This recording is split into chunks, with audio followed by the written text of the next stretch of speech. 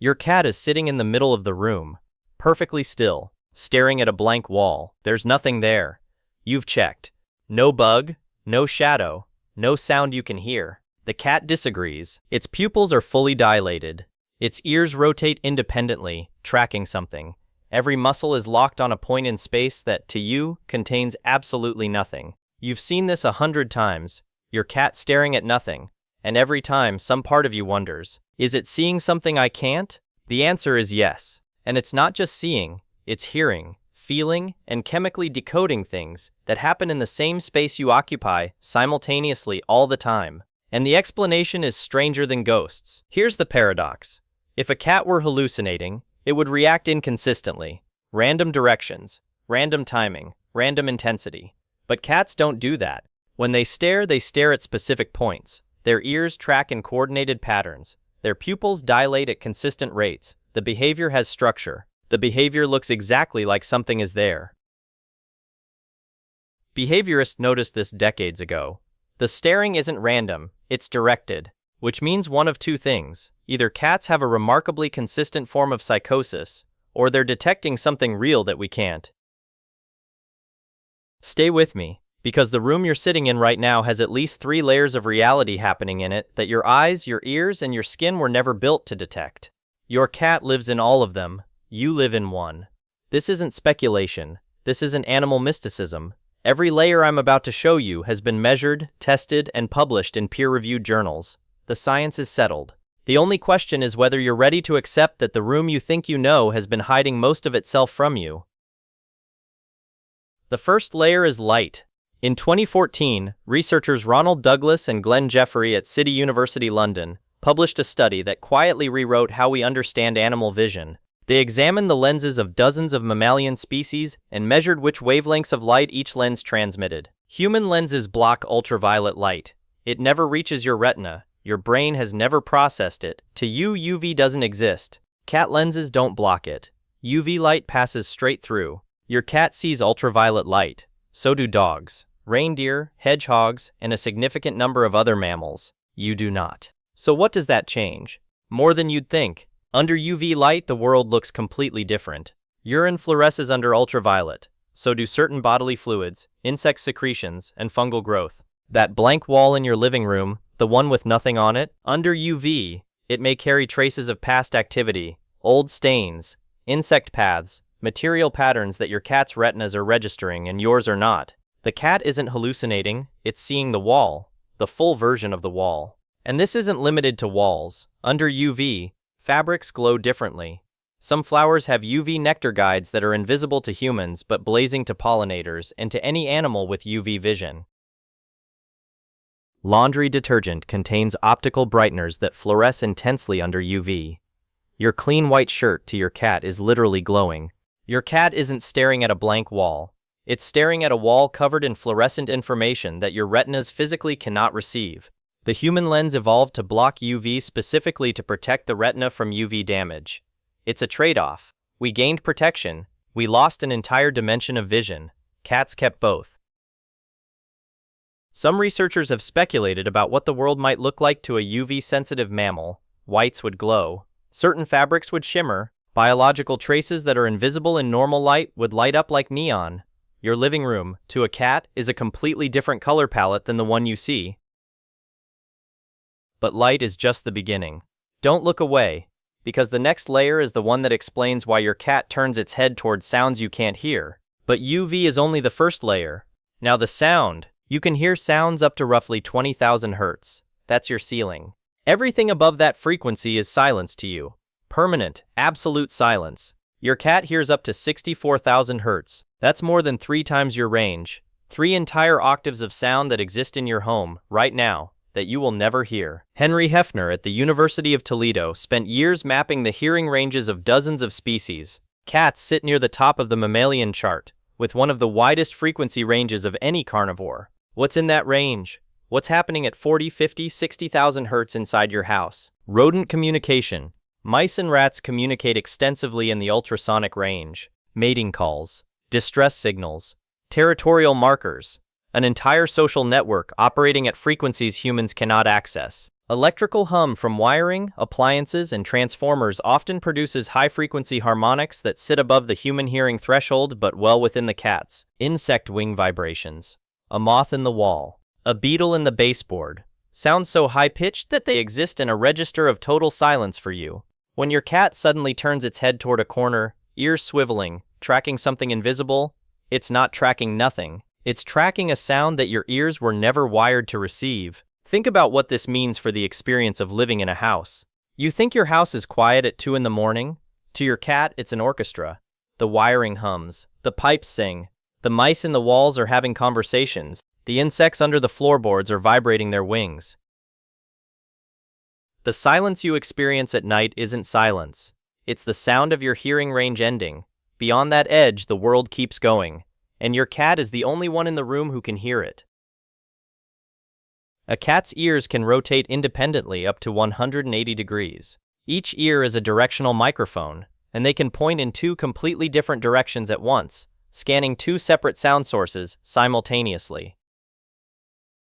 This is why cats sometimes tilt their heads in that way that looks adorable to you. They're triangulating, computing the exact location of a sound source, using the time difference between when the sound reaches each ear. Barn owls do the same thing with such precision that they can catch a mouse in total darkness using sound alone. Your cat uses the same principle, but with an even wider frequency range. This is why your cat sometimes bolts awake at 3 in the morning and runs full speed through the apartment. It heard something move. Something small, something fast, something in a wall or a floor or a ceiling. Something that to you never existed. And there's a third layer. Watch your cat's whiskers sometime. Really watch them. Cat whiskers aren't decoration. They're mechanoreceptors. Each one is rooted in a follicle packed with nerve endings so sensitive that it can detect air current changes as small as 0.4 centimeters per second. That's less than a breath. Less than the draft from a door closing in another room. But whiskers are only half of the vibration system. Cat paw pads contain specialized pressure receptors that detect microvibrations transmitted through solid surfaces, the floor, the walls, the structure of the building itself. A mouse moving inside a wall, water flowing through a pipe 2 rooms away, the settling of a wooden beam in the ceiling, the low-frequency vibration of a washing machine in the basement. You feel none of this. Your feet are not equipped for it. Your cat's paws are. So when your cat freezes, whiskers forward, paws pressed flat, staring at a spot on the floor or a section of wall, it might be tracking a vibration signature that your body is entirely deaf to. Researchers who study feline hunting behavior have observed that cats often place their paws flat and freeze before pouncing. It's not dramatic tension, it's data acquisition. The paw pads are sampling the floor. This is the same principle as putting your ear to the ground to hear distant hoofbeats. The cat does it with its feet. And it does it automatically, constantly, without thinking about it. Stay with me. Because the next layer is the one most people never think about. And then there's the dark. When you turn off the lights, you're functionally blind. Your rod cells need minutes to adjust, and even then your night vision is crude. Your cat barely notices the difference. To a cat, the transition from light to dark is a shift in palette, not a shutdown. Colors mute, contrast sharpens, but visibility stays. Behind a cat's retina sits a structure called the tapetum lucidum, a biological mirror. It reflects light back through the retinal cells a second time, doubling the chance of detection. This gives cats roughly 6 times better low-light vision than humans. The dark room that blinds you is still fully visible to them. That thing your cat does at 3 in the morning, racing through the apartment, chasing something you can't see? It might genuinely be chasing something you can't see. A moth, a spider, a shadow cast by UV fluorescent material moving in an air current. Something real, something physical, something there, that your sensory hardware simply cannot access. And remember, in the dark, the cat's UV vision is still running. Some materials fluoresce even in very low ambient UV light. The cat sees traces and glows in darkness that your eyes would need a black light to reveal. Layer 1, UV light. Layer 2, ultrasonic sound. Layer 3, microvibration. Layer 4, night vision. 4 parallel realities running simultaneously in the same room you're sitting in right now. Keep watching, because there's one more. Cats have a second olfactory organ that humans don't use. It's called the vomeronasal organ, or Jacobson's organ. It sits in the roof of the mouth and processes chemical signals that the regular nose doesn't handle. You've probably seen your cat do this without knowing what it was. The cat smells something, then holds its mouth slightly open with a strange grimace, lip curled, eyes half closed, frozen for a few seconds. That face is called the Flamen response. The cat is rooting air over the Jacobson's organ, chemically sampling something you can't smell. Lions do it, horses do it, snakes do a version of it with their tongues. The Flamen response is one of the oldest chemical sensing behaviors in the vertebrate lineage. Pheromones, hormonal states of other animals, territorial markers, reproductive signals, a chemical conversation happening in the room that your nose has no receiver for. When your cat suddenly lifts its head, opens its mouth, and goes still, it just detected a chemical signal. Something changed in the air, and it's decoding it with hardware you don't have. Cats can detect pheromones at concentrations measured in parts per billion. A visiting cat that walked through your yard 3 hours ago left a chemical signature that your cat can still read through the closed window. This is why your cat sometimes runs to the front door and sniffs urgently when no one has knocked. Something chemical arrived before anything visible did. A neighbor's cat, a dog that passed the building, a change in weather that shifted what molecules the wind carries. So why? Why does a cat need to see UV, hear ultrasound, feel microvibrations, see in the dark, and chemically decode the air? Because for millions of years cats were crepuscular ambush predators. They hunted at dawn and dusk, in low light, in environments where prey was small, fast, and hidden. Finding a mouse in the dark, behind a wall, under leaves, at 60 feet, required a sensory system that left nothing to chance. Miss the mouse, and you don't eat. Miss it often enough, and your genes don't continue. The selection pressure was absolute. Only the best sensors survived. Evolution didn't give cats one extraordinary sense. It gave them 4 layered on top of each other, running simultaneously. Your cat doesn't experience the room the way you do, with one channel of sight, one channel of sound, one range of frequencies. It experiences the room the way a surveillance system would. Every channel open, every frequency monitored, every surface read for vibration, every molecule of air sampled for chemical data. This is why cats are one of the most successful predators in evolutionary history. They have colonized every continent except Antarctica. They thrive in deserts, jungles, tundra, and your apartment. The sensor suite is the reason. Every domestic cat sitting on your couch carries the full ancestral hardware of a twilight ambush specialist. The living room is just a different hunting ground. The instincts are still running. The sensors are still hot. The apartment cat that stares at a wall at 2 in the morning is running the exact same sensory sweep that its wild ancestor ran on the savannah at dusk 10,000 years ago. And here's the part that might make you look at more than just your cat differently. Dogs see UV too. Same study, same confirmation. Owls hear frequencies and locate sounds with binaural precision so fine they can catch a mouse under a foot of snow in total darkness, guided by sound alone. Pit vipers see infrared heat. They perceive the thermal outline of warm-blooded prey in complete darkness, seeing body heat the way you see color. Mantis shrimp see 16 types of color receptors. You have 3. They perceive a visual world so far beyond yours that scientists aren't even sure how to describe it. Every animal on this planet lives inside its own sensory bubble. Biologist Jacob von Uexküll called it the Umwelt, the self-world. Each species' Umwelt contains only the slice of reality that evolution built it to detect. Nothing more, nothing less. A dog lives in a world dominated by scent, with 220 million olfactory receptors. A dog doesn't just smell your shoe, it knows where the shoe has been, whose foot was in it, what they ate, and how they were feeling when they walked. A bat navigates by echolocation, building a 3-dimensional sound map of its environment in real time, 50 times per second. It sees with its ears in a way no human has ever experienced. Each of these animals would find your version of reality as limited as you find a mole's. You live inside yours. Your cat lives inside a much larger one. And neither of you can see the others. And this is the part that stays with you. Because here's what this actually means for you. Every room you've ever sat in had another version happening at the same time. UV patterns on the walls that you've never seen. Ultrasonic conversations in the pipes that you've never heard. Micro vibrations through the floor that you've never felt. Chemical trails in the air that you've never smelled. Your cat walks into a room and reads its recent history from the air.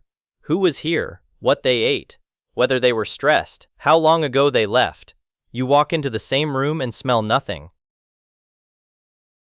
Your reality is a filtered, simplified, compressed version of what's actually in the room. We experience roughly 1/10 trillionth of the electromagnetic spectrum as visible light. 1/10 trillionth. The rest, radio, microwave, infrared, ultraviolet, X-ray, gamma, passes through the room you're sitting in right now, and you experience none of it. Your cat sees a little more of that spectrum than you do. It's not much more, but it's enough to turn a blank wall into a fluorescent map. The philosopher Thomas Nagel asked the famous question, "What is it like to be a bat?" The answer is that we can never fully know, but we can measure the gap between our perceptions and theirs, and the gap is vast.